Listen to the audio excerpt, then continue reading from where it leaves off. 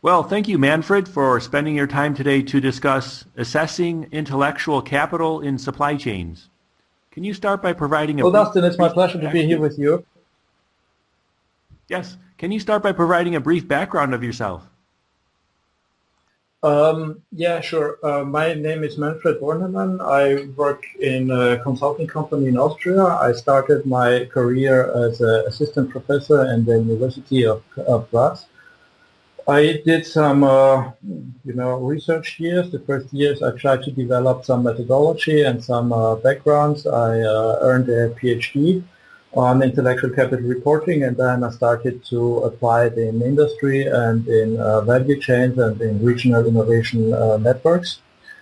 I had the chance to contribute to a European research project called INCAS, which is called Intellectual Capital Statements in Europe, which was covering five major countries, and involved major research organizations like London School of Economics and Fraunhofer IPK, that is the largest German research organization.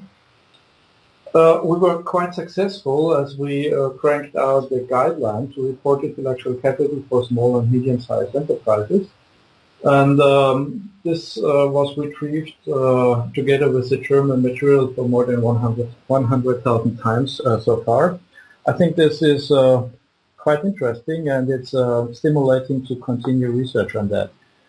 More important is, I think, the application, because we should not work on ivory towers. We should try to keep it simple and straight and relevant. And this is what I'm doing right now. We try to economize the methodologies. We try to develop materials to streamline the process and to make it well known all over the world. And can you talk about what is intellectual capital and how does it relate to supply chains?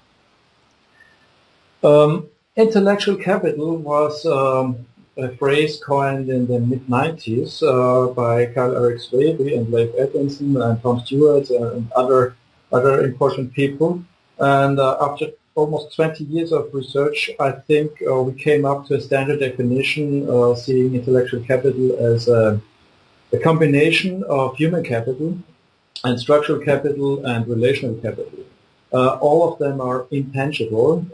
They are invisible in terms of not really on a financial statement. Human capital consists, if you want, on the competencies of all the people, on the commitment to the organization, on their engagement and motivation to contribute. Structural capital relates to like processes we have in the organization or the way we innovate, organizational culture, drivers like that that remain in the organization.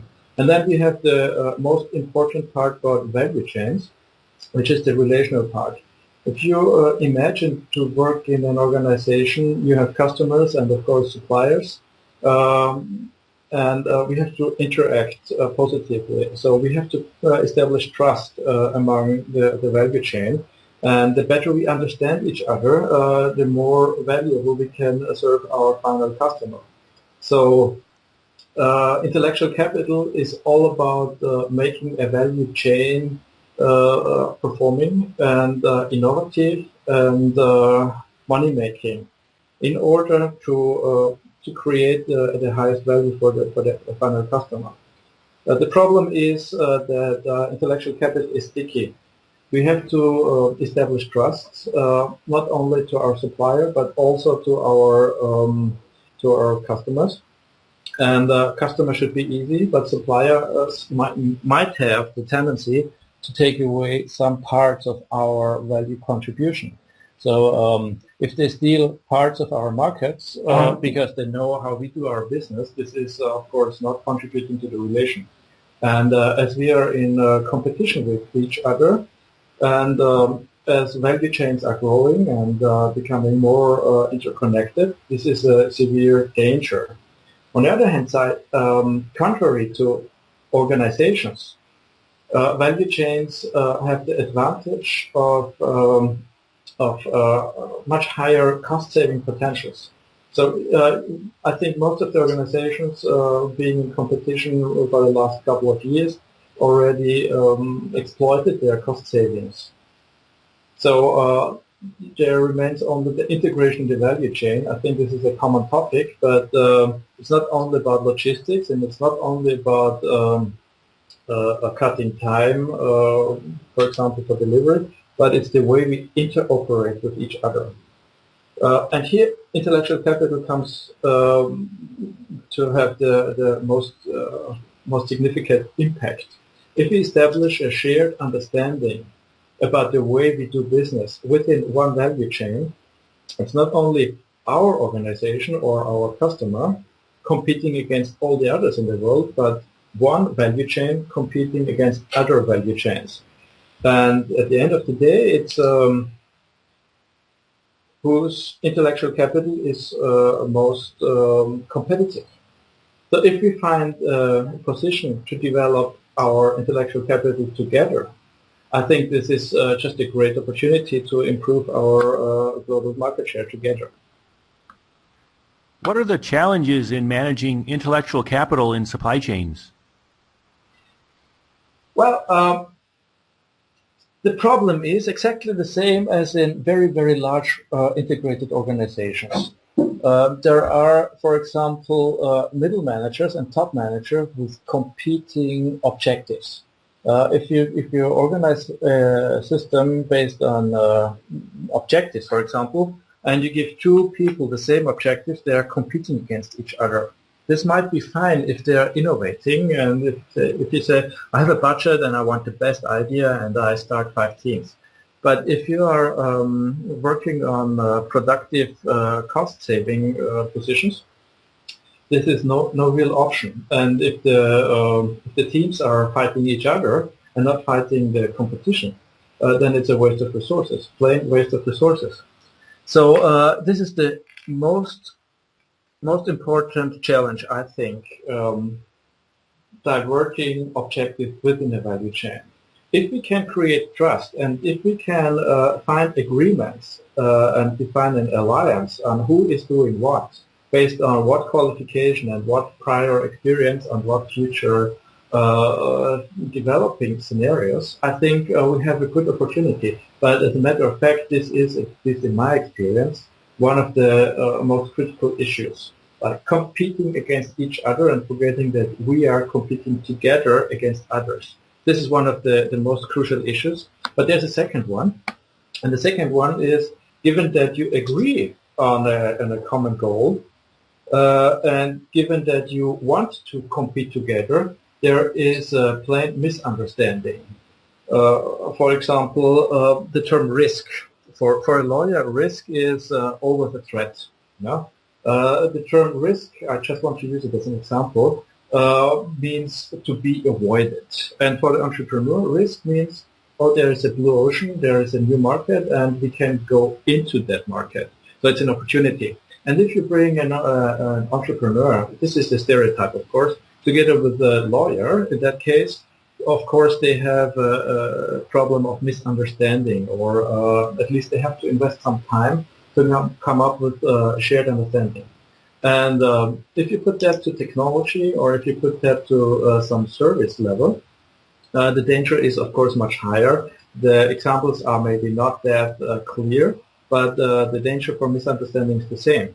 So if we integrate not only one organization, but the whole value chain, and if we can establish shared understanding about priorities, about risks, about opportunities, and how we operate them and value chain on the procedural level, then we have excellent chances. But right now, I see the communication issue along the value chain as extremely important.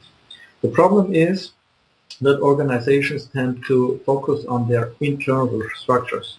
So I want to optimize myself and my own organization. And that, of course, could lead probably to suboptimal levels. If I optimize my own organization, that could be maybe to the disadvantage of your organization.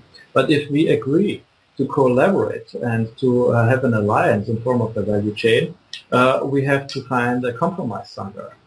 This sounds so trivial, but in reality and in my experience, this is one of the most essential problems in the value chain. And intellectual capital and the assessment of the status quo of intellectual capital and shared knowledge about the impact of intellectual capital on each other's value positions is helping a lot to find a new compromise. And the elegant part is we could identify completely new areas of business where we could optimize our resources. So yeah, there are a couple of challenges. I think we resolved the identification of intellectual capital. We have a procedure on that. I think we can assess and evaluate the status quo of intellectual capital in organizations and in a value chain. And so we have very, very good chances to optimize the whole value chain. We did that in a couple of industries like energy and healthcare and automotive supply and machinery. And we had excellent results so far. But there's a lot of work to do, because this creation of shared understanding is not a matter of 2 weeks. It's a matter of years. Thank you. My final question is, can you briefly discuss the future outlook for assessing intellectual capital in supply chains? We did a couple of projects in assessing intellectual capital in supply chains so far, and the problem is always the same. For the first year, you do that, and you agree on a project, and then you start to implement the intellectual capital discussion, and everybody wants to shine, and everybody wants to say, yes, I'm very contributing and very, very fit for our shared ambition. In the second year, as people create trust and as they learn about the strengths and weaknesses about each other in more detail, they start to reflect and learn that others are cooking with water as well, and then they start to admit not everything is gold that shines. So in the second year, the credibility is much higher, and valuations of intellectual capital come down a little bit. In the third year, the same happens, and then something strange emerges, like a shared understanding. After typically 2 or 3 years, the players are really knowing each other and knowing the other business and knowing how the others are assessing their own strengths relative to my own. And I think then the learning effect and the optimization effect really, really hook in.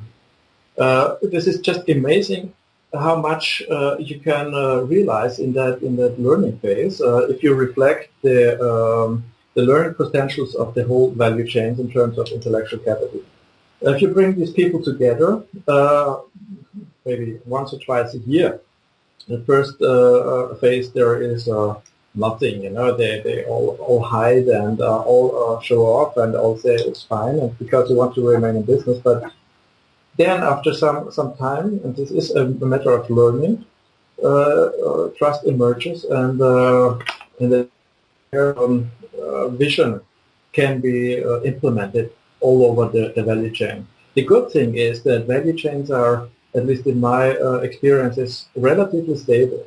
So you have the time to learn, you have the time to grow an idea and to grow a concept, to implement change over a couple of years. This is not a matter of weeks, but a matter of years. And then you really can reap the profits. And I think this is the most important challenge. Like integrate the value chains, integrate our shared perspective of intellectual capital, and work on that. Because the assessment is just the beginning. You have to work on intellectual capital, you have to optimize it, and you have to use it along the whole value chain, which is much more complex than using the concept just in one organization. So there's plenty of research and application work ahead of us, and I would look forward, maybe in 2 years from now, to tell about the developments. And thank you for sharing today. Well, I'm happy to share that, and I'm looking forward to get some feedback maybe. Yeah, let's do that again someday.